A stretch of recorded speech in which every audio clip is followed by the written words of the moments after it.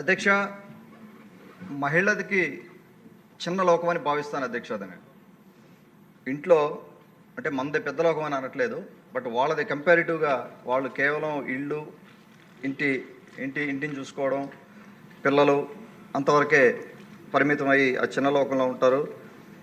వాళ్ళు హ్యాపీగా ఉంటేనే సమాజం హ్యాపీగా ఉంటుందని భావించేవాళ్ళం. నేను అమెరికాలో 10 ఏళ్ళు ఉన్నాను. ఇక్కడ డిస్కషన్ చేసినా కూడా అదే జరిగే.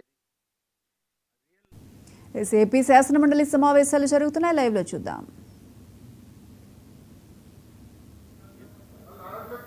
ఓన్లీ 10 minutes అని చెప్పుకున్నా. మీరు ఎంతసేపు మాట్లాడతారు మాట్లాడండి. లేదు, ముగ్గురికే ఇస్తున్నాం. ముగ్గురికే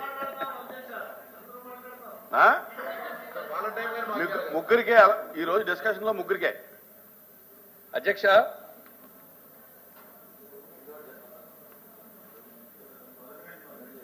గత ప్రభుత్వం మేము విద్యకి చాలా ఎక్కువ ఖర్చు పెట్టాం, చాలా ఎక్కువ ప్రాధాన్యత ఇచ్చామని చెప్పి ఎప్పుడు చెప్పేది అధ్యక్ష. కానీ నాడు నేడు పనులు చూస్తే చివరికి మొదటి దశ కూడా కంప్లీట్గా పూర్తవలేదు అధ్యక్ష.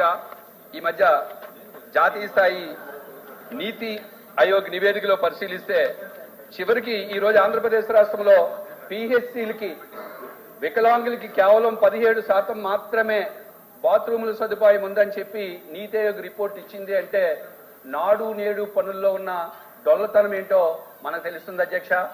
గత ప్రభుత్వం ఎక్కడికి వెళ్ళా సరే మేము నాడు నేడు చేసాం, 10 అంశాలకు ప్రాధాన్యత ఇచ్చాం, ఫిజికల్ ఇన్ఫ్రాస్ట్రక్చర్ అందించామని చెప్పి డబ్బాలు కొడుతుంది అధ్యక్ష. నేను అడిగే ప్రశ్న ఒకటే అధ్యక్ష, ఓ మంచి గుడి కట్టి ఆ గుడిలో ఒక దేవుణ్ణి ప్రతిష్ఠించకపోతే ఆ గుడికి విలువేంటి అధ్యక్ష? అది నా ప్రశ్న అధ్యక్ష. ఓకే, నువ్వు నాడు నేడులో ఫిజికల్ ఇన్ఫ్రాస్ట్రక్చర్ కల్పించావు అధ్యక్ష, కానీ దురదృష్టం ఏంటంటే ఉపాధ్యాయులు నియమించడం మర్చిపోయారు అధ్యక్ష. గతంలో 2014-19లో 14లో 10,000 పైగా డిఎస్సి పోస్టులు తీసాం, 18లో 7,000 పైగా డిఎస్సి పోస్టులు తీసాం. అలా తీసినప్పుడు ప్రతిపక్షంలో ఉన్న జగన్మోహన్ రెడ్డి గారు ఏమన్నారంటే 23,000 పోస్టులు ఖాళీగా ఉన్నాయి, మేము వస్తే ఓ మెగా డిఎస్సి తీస్తామని చెప్పి ప్రగల్భాలు పలికి 2019లో అధికారంలోకి వచ్చిన వైసీపీ ప్రభుత్వం 2019, 2024 ఈ 5 సంవత్సరాల్లో కూడా ఒక్క డిఎస్సి కూడా తీయలేదు అధ్యక్ష. మెగా డిఎస్సి కాదు కదా, మినీ డిఎస్సి కాదు కదా, దగా డిఎస్సి చేసి విద్యార్థుల్ని మోసగించారు అధ్యక్ష. అందుకే మా ఎన్డీఏ ప్రభుత్వం లోకేష్ బాబు గారు కానీ చంద్రబాబు నాయుడు గారు కానీ విద్యకి ఎంత ప్రాధాన్యత ఇస్తున్నారంటే, బాబు గారు ప్రతిపక్షంలో ఉన్నప్పుడు రేపు అధికారంలోకి వచ్చిన తర్వాత తొలి సంతకం డిఎస్సిపై పెడతామన్నారు అధ్యక్ష. దానికి అనుగుణంగా తొలి సంతకం 16,347 పైచీలకు ఉద్యోగాలు తీయడానికి తొలి సంతకం పెట్టడం జరిగింది అధ్యక్ష. అయితే దురదృష్టం కొద్దీ మధ్యలో ఈ ఎస్సీ క్లాసిఫికేషన్ రావడం వల్ల నోటిఫికేషన్ ఇవ్వడం ఆగింది అధ్యక్ష. అయినప్పటికీ టెట్ నిర్వహణ చాలా పకడ్బందీగా జరిగింది.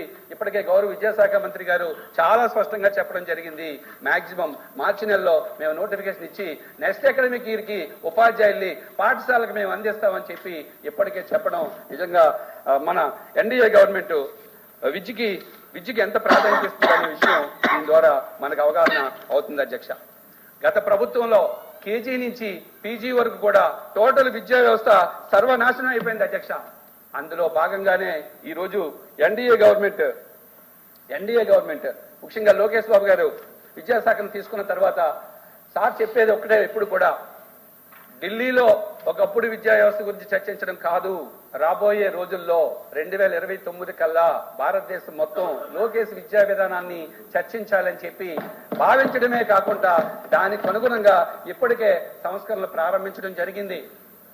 అందులో భాగంగా ఈ సంస్కరణలో భాగంగా మనం రేపు మోడల్ ప్రైమరీ స్కూల్ని ప్రవేశపెట్టడం జరుగుతుంది. చాలా మంచి పరిణామం ఇది.